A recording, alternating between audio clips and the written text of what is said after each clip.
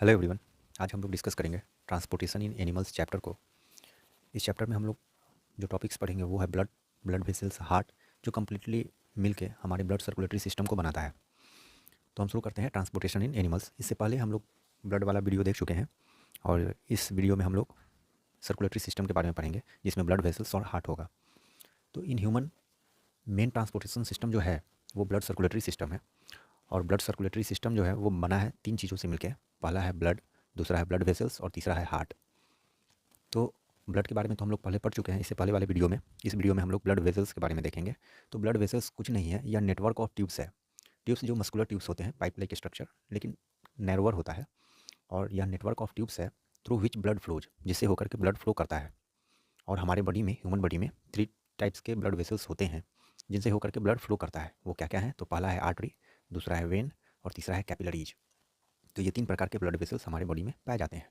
अब हम आर्टरी और वेन के बारे में देखेंगे। तो आर्टरी क्या करता है? यह कैरी करता है ब्लड को। कहाँ से? तो हार्ट से। और कहाँ ले जाता है? तो various parts of the body तक ले जाता है। चूँकि यह ब्लड कैरी करता है हार्ट से, तो इसमें ऑक्सीजनेटेड ब्लड होता है। ऑक्सीजनेटेड ब्लड कैसा क्या होता है? वैसा ब्लड जिसमें ऑक्सीजन की मात्रा ज़्यादा हो, means artery carries oxygenated blood. लेकिन इसमें एक एक्सेप्शन है। एक्सेप्शन क्या है? Pulmonary artery. यह पल्मोनरी आर्टरी क्या होता है? यह एकमात्र ऐसा आर्टरी है हमारे बॉडी में जो डीऑक्सीजनेटेड ब्लड को कैरी करता है। डीऑक्सीजनेटेड ब्लड क्या हुआ? डीऑक्सीजनेटेड ब्लड वैसा ब्लड है जिसमें ऑक्सीजन की मात्रा कम होती है। तीसरा चीज़ क्या है? चूँकि यह आर्टरी से बहता है और आर्टरी हार्ट से ब्लड लेके आता है, तो इसके ब्लड में पंप किया हुआ मोशन होता है जो हार्ट पंप करता है। इसके कारण ब्लड में मोशन है और मोशन होने के कारण ब्लड का फ्लो कैसा होगा? फास्ट होगा और जर्की होगा। तो फास्ट एंड जर्की होता है ब्लड का फ्लो। फोर्थ पॉइंट जो हम आर्टरी के बारे में देखेंगे कि आर्टरी का वाल्स कैसा होता है। जो वाल्स होता है ब्लड वेसल्स का, वो थिक और इलास्टिक होता है। थिक मतलब थोड़ा सा मोटापन होगा उसमें, और इलास्टिक मतलब लचक होगा। क्यों? क्योंकि ब्लड का जो फ्लो है वो फास्ट और जर्की है, इसलिए थिक और इलास्टिक होना जरूरी है ब्लड वेसल का, आर्टरी के लिए।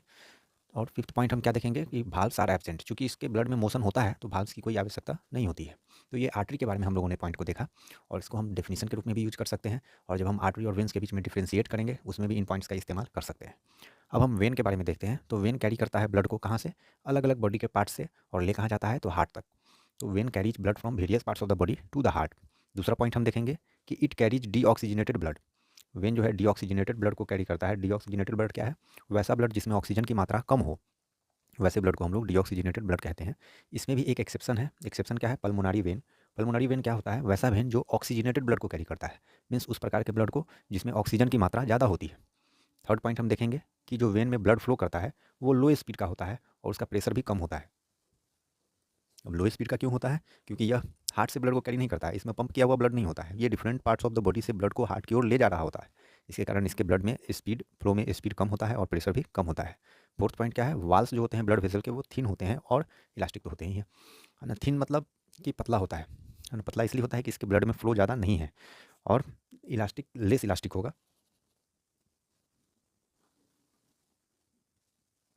लेस इलास्टिक होगा। क्यों? क्योंकि इसके ब्लड में जर्क भी नहीं है, क्योंकि ये पंप किया हुआ ब्लड नहीं है, इसके ब्लड में मोशन कम होता है। लेकिन वाल्व्स की आवश्यकता होती है क्योंकि ब्लड को हार्ट तक पहुंचाना होता है। तो ये वाल्व्स ब्लड के डायरेक्शन को मेंटेन रखता है, फ्लो को मेंटेन रखने में मदद करता है, बैक नहीं होने देता है। तो ये आर्टरी और वेन के बीच में डिफरेंसेस था और हम डिफिनेशन के रूप में फर्स्ट पॉइंट को यूज कर सकते हैं।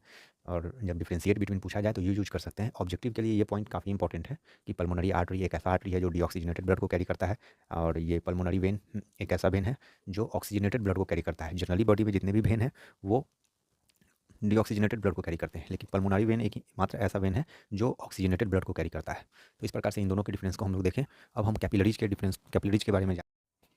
Hello everyone. अब आर्टरीज और वेन के बाद हम कैपिलरीज के बारे में देखेंगे।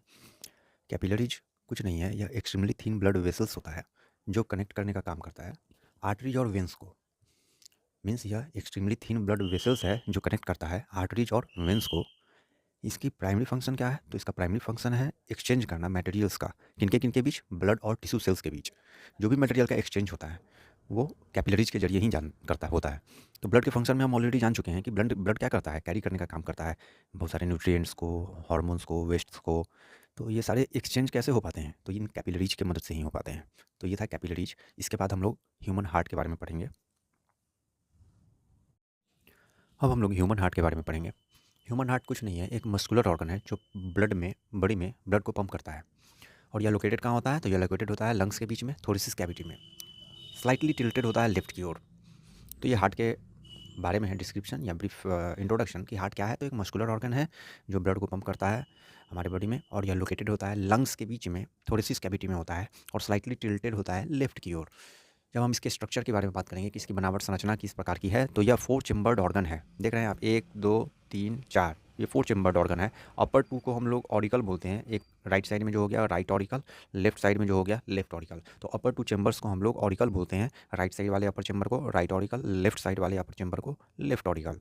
उसी प्रकार से नीचे वाले दोनों चेम्बर को हम लोग वेंट्रिकल बोलते हैं। जो राइट साइड में नीचे में है वो राइट वेंट्रिकल, जो लेफ्ट साइड में नीचे में है वो लेफ्ट वेंट्रिकल। तो इस प्रकार से आप देख रहे हैं कि 4 चेम्बर्ड ये ऑर्गन है। उसके बाद लेफ्ट साइड और राइट साइड आप देख रहे हैं, ये लेफ्ट साइड हो गया और ये राइट साइड हो गया। ये दोनों एक मेम्ब्रेन से सेपरेटेड है जिसको हम लोग सेप्टम बोलते हैं। यह सेप्टम क्या करता है, लेफ्ट साइड और राइट साइड को सेपरेट करता है। और सेपरेट करने से क्या होता है, तो सेप्टम का सेपरेट करने का रीजन क्या है, तो ये ऑक्सीजनेटेड ब्लड को डीऑक्सीजनेटेड ब्लड से मिक्स होने से बचाता है। इधर डीऑक्सीजनेटेड इधर ऑक्सीजनेटेड, दोनों को मिक्स होने से कौन बचाता है, तो सेप्टम बचाता है। इसके बाद हम देखेंगे कि हार्ट एक मेम्ब्रेन से 2 लेयर्स सैक लाइक स्ट्रक्चर से क्या है, सराउंडेड है, घिरा हुआ है, ताकि इसको प्रोटेक्ट करके रखा जा सके। इस मेम्ब्रेन को हम लोग पेरिकार्डियम कहते हैं, पेरिकार्डियम, जो इसको प्रोटेक्ट करने का काम करता है। तो ये था हार्ट के स्ट्रक्चर के बारे में कि हार्ट जो है 4 चेम्बर्ड ऑर्गन है। अपर 2 चेम्बर को ऑरिकल कहते हैं, लोअर 2 चेम्बर को वेंट्रिकल कहते हैं। बीच में एक वाल है, टिश्यू वाल, जिसको हम लोग सेप्टम कहते हैं। यह septum oxygenated and deoxygenated blood को मिलने से रोकता है। साथ ही साथ एक आउटर कवरिंग है जिसको हम लोग पेरिकार्डियम कहते हैं, जो हार्ट को बचाने का काम करता है। अब आगे हम इसके वर्किंग को देखेंगे कि किस प्रकार से ये फंक्शन करता है, पंप करने का काम करता है। तो हम यहाँ फ्लो चार्ट के जरिए इसको समझेंगे। जब हम समझ जाएंगे तो इसको ईजिली हम लोग अपने वर्ड्स में लिख सकेंगे। तो हम देखेंगे कि बॉडी है, बॉडी से डीऑक्सीजनेटेड ब्लड आया राइट ऑरिकल में। आप ये देख रहे हैं right auricle, right side, upper side right में, अपर साइड में राइट ऑरिकल है। तो बॉडी से जो डीऑक्सीजनेटेड ब्लड है वो कहाँ आता है, राइट ऑरिकल में आता है।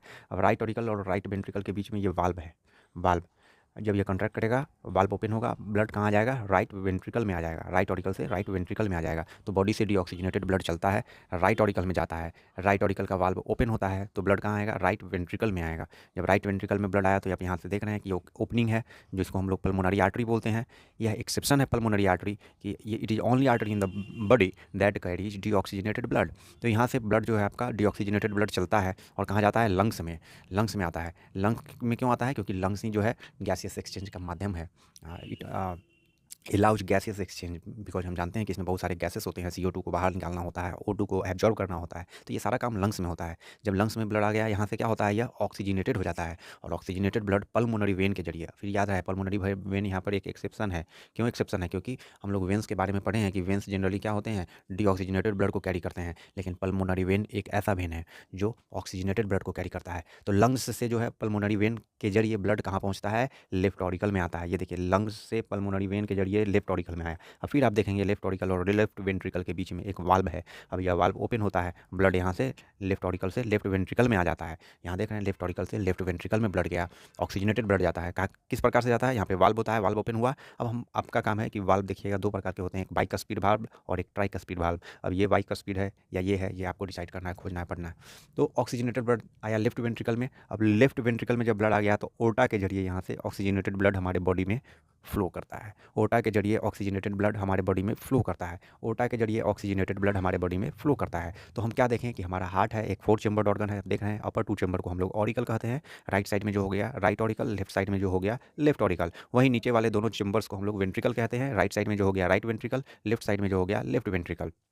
इसके अलावा एक मेम्ब्रेन है, टिश्यू वाल है बीच में, जो क्या करता है, लेफ्ट साइड और राइट साइड को सेपरेट करने का काम करता है। इसको हम लोग सेप्टम कहते हैं। क्या कहते हैं, सेप्टम कहते हैं। इसको हम लोग सेप्टम कहते हैं। क्या कहते हैं, सेप्टम, है ना। ये सेप्टम क्या करता है, लेफ्ट साइड और राइट साइड को सेपरेट करने का काम करता है। इसके अलावा एक आउटर कवरिंग है जो इसको प्रोटेक्ट करने का काम करता है, जिसे हम लोग पेरिकार्डियम कहते हैं। और वर्किंग में हम क्या देखें कि बॉडी से डीऑक्सीजनेटेड ब्लड राइट ऑरिकल में आता है, राइट ऑरिकल का वाल्व ओपन होता है और ब्लड राइट वेंट्रिकल में जाता है, राइट वेंट्रिकल से डीऑक्सीजनेटेड ब्लड लंग्स में आता है, फिर लंग्स से यह लेफ्ट ऑरिकल जाता है, फिर लेफ्ट ऑरिकल का वाल्व ओपन होता है, लेफ्ट वेंट्रिकल में जाता है, फिर यह ऑक्सीजनेटेड ब्लड ओर्टा के जरिए पूरे बॉडी में डिस्ट्रीब्यूट होता है या फ्लो होता है। तो इस प्रकार से हम लोग हार्ट का वर्किंग देखे हैं। और इसके बाद हम लोग ब्लड प्रेशर वगैरह के बारे में देखेंगे, कार्डियक साइकिल के बारे में देखेंगे। तो तब तक देखते रहिए। तो हार्ट के बाद हम कार्डियक साइकिल के बारे में देखेंगे कि कार्डियक साइकिल क्या होता है। तो रिदमिक कंट्रैक्शन एंड रिलैक्सेशन किसका, तो ऑरिकल और वेंट्रिकल्स दोनों का, जो कंट्रैक्शन और रिलैक्सेशन होता रहता है, इसी को हम लोग एक कार्डियक साइकिल कहते हैं। मीन्स जो ऑरिकल और वेंट्रिकल कॉन्ट्रैक्ट करता है, एक्सपेंड करता है, यही जो होते रहता है, एक बार जो ये पूरा होता है, इसी को हम लोग अकार्डियक साइकिल कहते हैं।